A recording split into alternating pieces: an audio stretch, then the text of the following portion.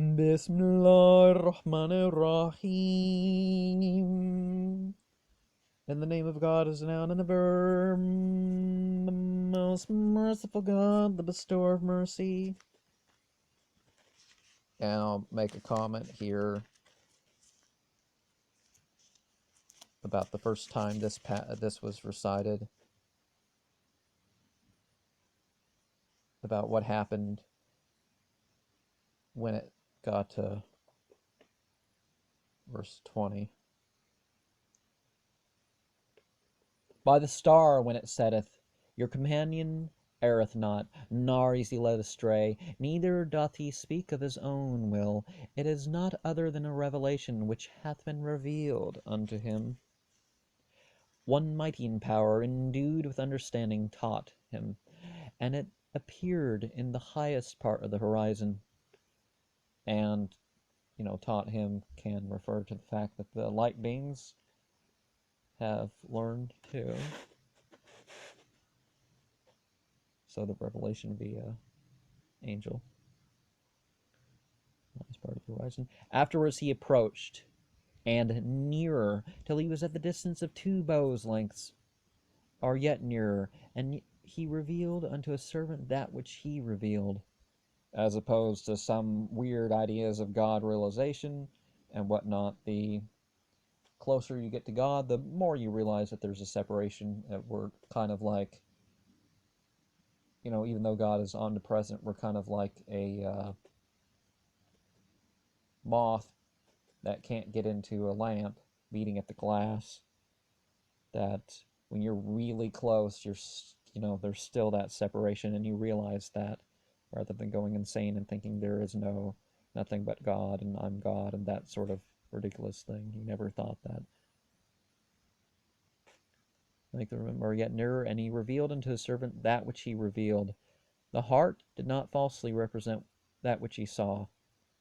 And again, the highest stations are emotional stability and mental stability.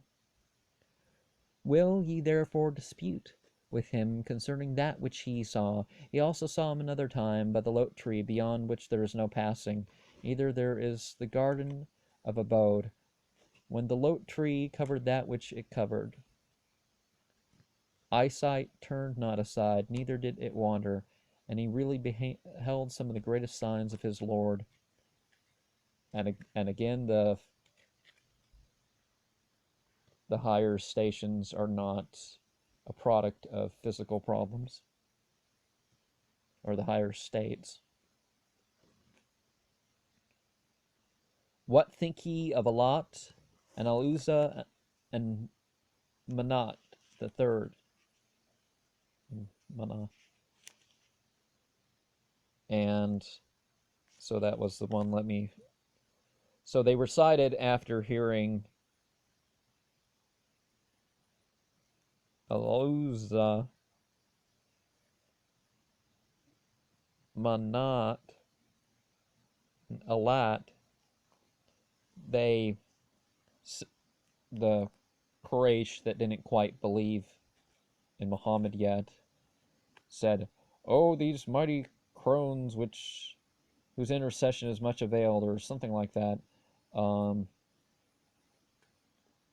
they recited this, which they used to say on their pilgrimage, and though that's an example of the satanic verses, it wasn't something that Muhammad said and he changed his mind. No, it was something that he recited the Quran and people made noise over it.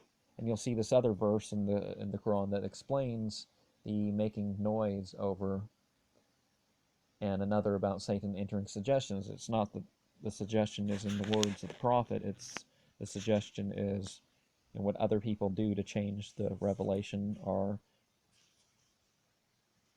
what they do aside. But I've said that. Have ye male children and God female? This, therefore, is an unjust partition. They are no other than names which ye and your fathers have named. God hath not revealed concerning them anything to authorize. They follow no other than a vain opinion, and what their souls desire. Yet the direction come unto them from their Lord. Shall man have whatever he wisheth for?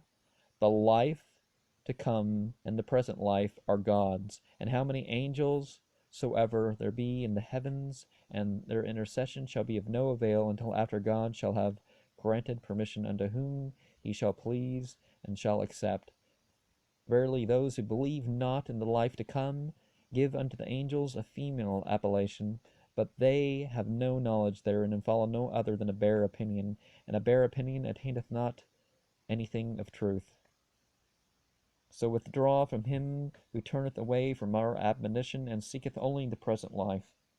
And that's one of the reasons why people turn to the angel magic, is in that respect, that they want things and they think, oh, well, God can provide the afterlife and I'll make deals with these angels. Well, they don't even know the right names. They make up names and attributes, and you can tell they're not really referring to the Malacca because they're not, they're making them female and all that. They're beings that are not limited by such things. This is their highest pitch of knowledge. Verily thy Lord well knoweth him who erreth from his way, and he well knoweth him who is directed. Unto God belongeth whatever is in heaven and earth, that he may reward those who do evil according to that which they shall have wrought, and may reward those who dwell with the most excellent reward. As to those who avoid great crimes and heinous sins, only of lighter faults.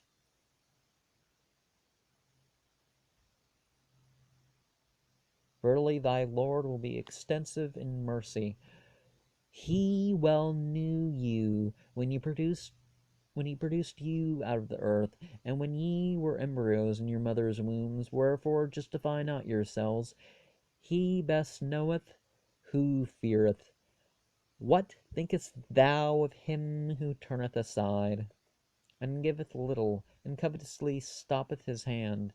Is the knowledge of futurity with him, so that he seeth? Hath he not been informed of that which is contained in the books of Moses and Abraham, who faithfully performed, to wit, that a burdened shall not bear the burden of another, and that nothing to a man except his own labor, and that his labor shall surely be made manifest hereafter, and he shall be rewarded for the same with a most abundant reward, and that unto thy Lord the end, and that he causeth to laugh, and causeth to weep, and that he putteth to death and giveth life, and he created the two sexes, and the male and the female of seed when it is emitted, and that unto him another production, and that he enricheth and causeth to acquire possessions, and that he is the Lord of the dog star, and that he destroyed the ancient tribe of Ad and Thamud, and left not any of them alive, and also the people of Noah before them, and they were most unjust and wicked, and he overthrew the cities which were turned upside down, and that which covered them. Which therefore of thy Lord's benefits, O man, wilt thou call into question? This is a preacher, like the preachers who preceded. The approaching day draweth near, and there is none who can reveal the exact time of the same besides God. Do ye therefore wonder at this new recitation, this new revelation?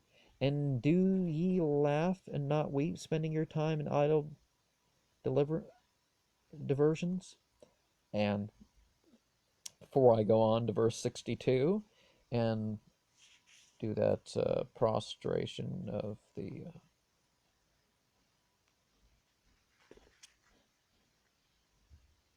water and fire prostration verse. Oh, no, that's not good. Good thing that's still worth it. remember that the Egyptians would refer to Cyrus or Sirius as the provider. They would actually believe that that it was the provider, or some god over is the provider, but no, God is the provider of even that. But rather worship God and serve Him.